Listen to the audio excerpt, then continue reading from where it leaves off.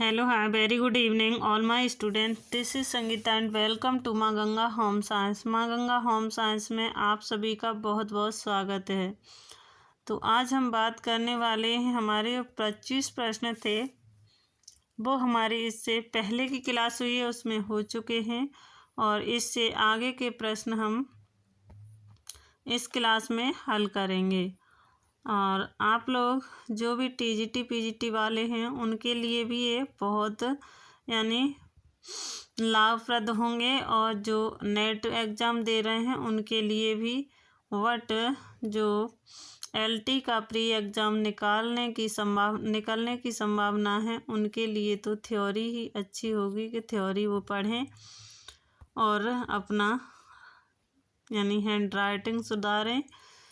ये सभी उनके लिए अच्छा होगा। और हम अपना जो कार्य है वो स्टार्ट करते हैं, और इधर उधर की न बातें करते हुए अपना कार्य सही समय पर करना चाहिए। और हम अपना वही कार्य कर रहे हैं। तो हम देखते हैं क्वेश्चन नंबर 26। देखिए, आप लोग प्री क्वालिफाई करने की संभावना है। आपको मैंने पहले भी बताया था कि आप अपनी प्री की तैयारी कीजिए, वो हानि नहीं होगी, वो उससे आपकी और अच्छी तैयारी होगी। यानी अगले एग्ज़ाम के लिए चाहे टीजीटी सही चाहे पीजीटी सही, कोई सा सही, वो सभी के लिए सही होगा। वो यानी नेगेटिव नहीं हो सकता, पॉजिटिव ही होगा। ये बात मेरी मान लीजिएगा। और हम अपना जो क्वेश्चन है वो स्टार्ट करते हैं। क्वेश्चन नंबर 26 ये क्या है, क्या कह रहा है। ऐसे ही क्वेश्चन हमारे उसमें पूछे गए थे जो एलटी का प्री एग्ज़ाम था उसमें। तो कोयर प्राप्त किया जाता है किससे? नेटल के तने से, या कपास के बीज से, या जूट के तने से, या नारियल की छाल से। कोयर कहाँ से प्राप्त होता है? तो नेटल के तने से, या कपास के बीज से। कपास के बीज से कोई भी रेशा नहीं प्राप्त होता है। कपास के यानी पौधा यानी फूल मानो उससे प्राप्त होता है। जूट से, जूट के तने से जूट प्राप्त होता है। नारियल की छाल से, तो ये किससे प्राप्त होता है? कोयर हमें नारियल की छाल से मिलता है। D is the right answer. अगले प्रश्न पर आते हैं। पिन्ना प्राप्त किया जाता है। पिन्ना किससे प्राप्त किया जाता है?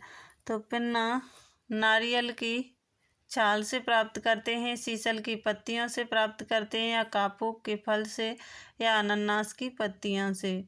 सीसल की पत्तियों से सीसल मिलता है। नारियल की छाल से हमें कोयर नेटल मिलता है। और जो कापोक है, कापोक से भी हमें, ये बीज वाला तंतु है क्या? कापोक।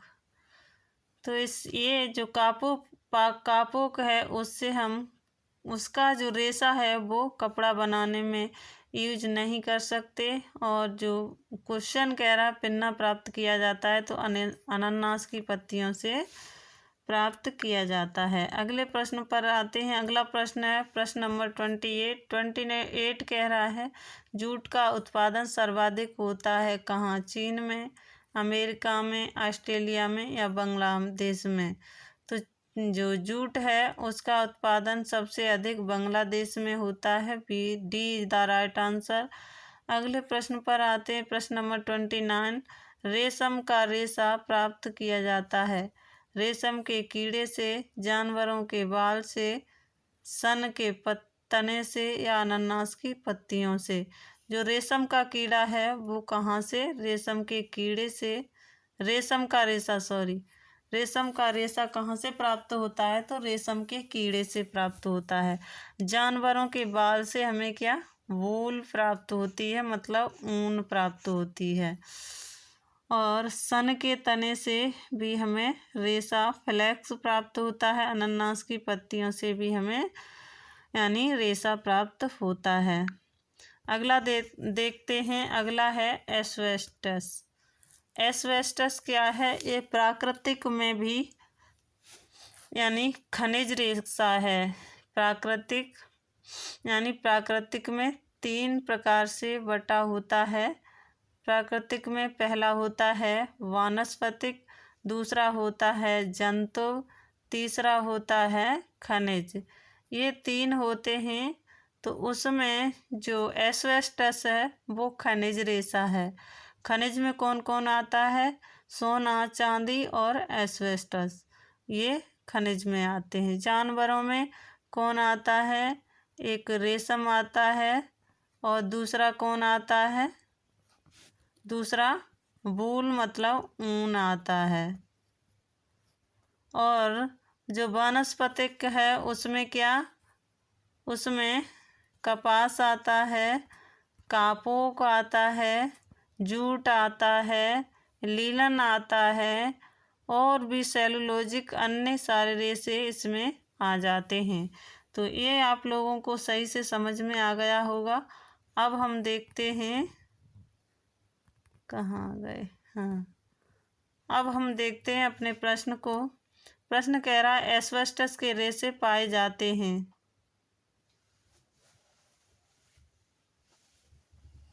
चट्टानों से, पौधे से तो सेलुलोजिक प्राप्त होगा, प्रयोगशाला में तैयार कृत्रिम रेशे मिलेंगे, जानवरों से ऊन मिलेगी, और जो एस्बेस्टस पूछ रहा है वो कहाँ से? चट्टानों से प्राप्त होगा। खनिज कहाँ से प्राप्त होते हैं? चट्टानों से। ए इज द राइट आंसर। अगले प्रश्न पर आते, प्रश्न नंबर 31 कह रहा है रेशों की पहचान परीक्षण में सर्वाधिक विश्वसनीय परीक्षण है। तो सर्वाधिक विश्वसनीय परीक्षण है तो वो कौन सा है? सूक्ष्मदर्शी परीक्षण, ब्रह्मकृति परीक्षण, स्याही परीक्षण, वस्त्र विदीर्ण परीक्षण। तो कौन सा परीक्षण सही होगा? तो इसमें है जो सबसे विश्वसनीय परीक्षण है वो सूक्ष्मदर्शी परीक्षण हो जाएगा। ए इज द राइट आंसर, ये वाला सही हो जाएगा।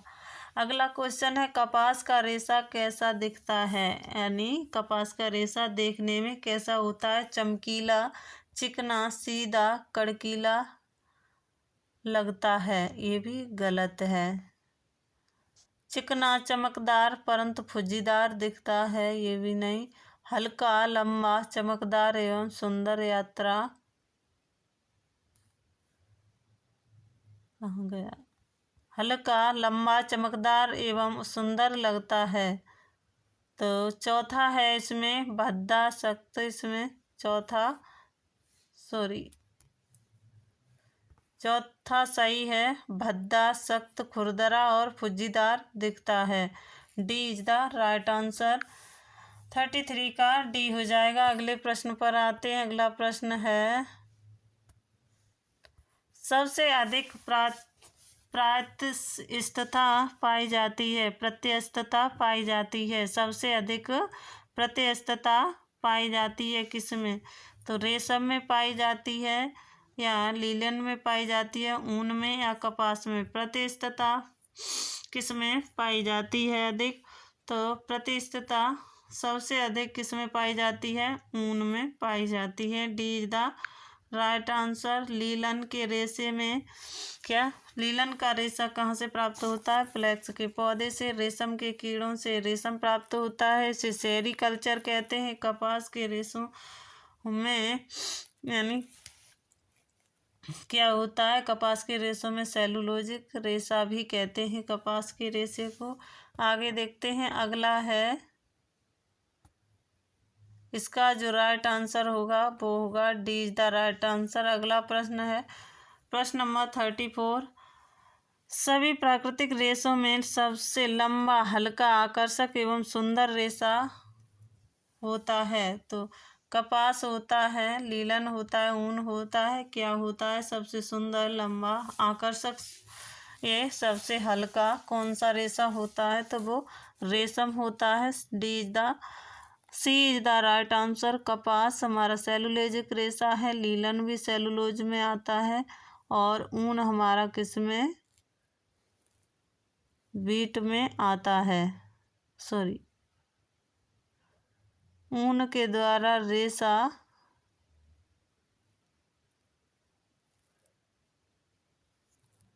तो इसका जो राइट आंसर मैंने बता दिया। अगले प्रश्न पर चलते हैं। अगला प्रश्न है, देखिए अगला प्रश्न है प्रश्न नंबर 35। कपास के रेशे ताप के अच्छे संवाहक होते हैं, कुशवाहक होते हैं, उपरोक्त दोनों में से कोई नहीं।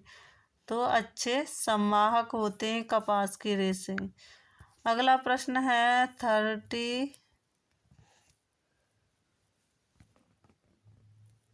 अगला प्रश्न है, सभी प्राकृतिक वर्ग के रेशों में से सर्वाधिक मजबूत रेशा कौन सा है? कपास है, लीलन है, ऊन है या रेशम है?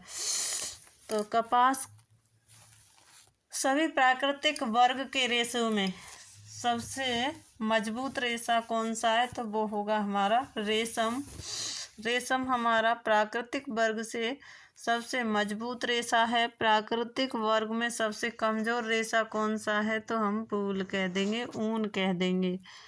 तो इसका जो राइट आंसर है सी द राइट आंसर। अगले प्रश्न पर आते हैं।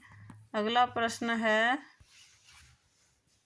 कपास के जलने पर कैसी महक आती है? तो बाल जलने जैसी गंध आती है तथा राख जैसी कुरकुरी तथा भुसभुसी होती है। कागज जलने जैसी गंध आती है तथा राख काली गोलाकार फुसफुसी दानेदार एवं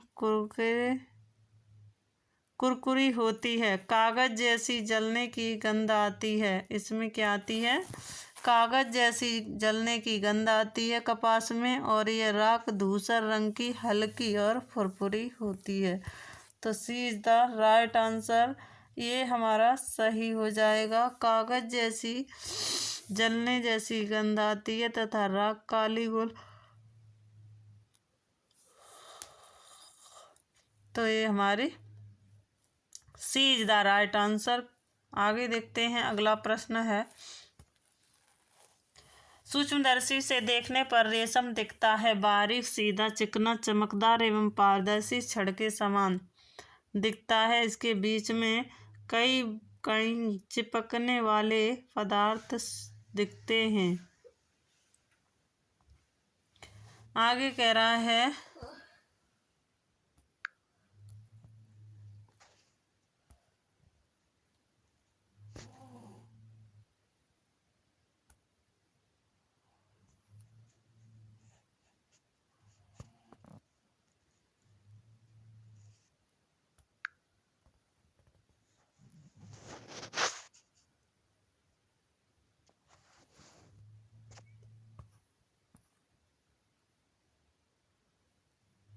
देखिए तो इसमें कौन सा आंसर सही होगा?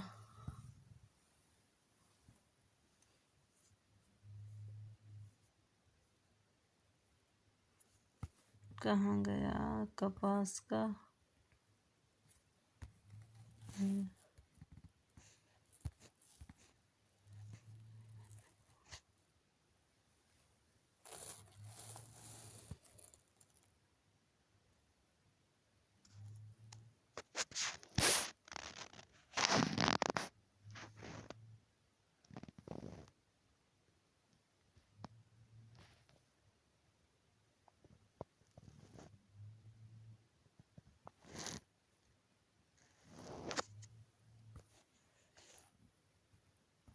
देखिए अगला प्रश्न है, इसमें हो गया पहला ही सही है।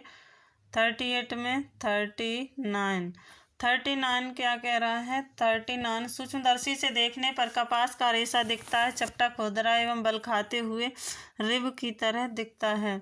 बारीक, सीधा, चिकना, चमकदार एवं पारदर्शी छड़ की तरह दिखता है।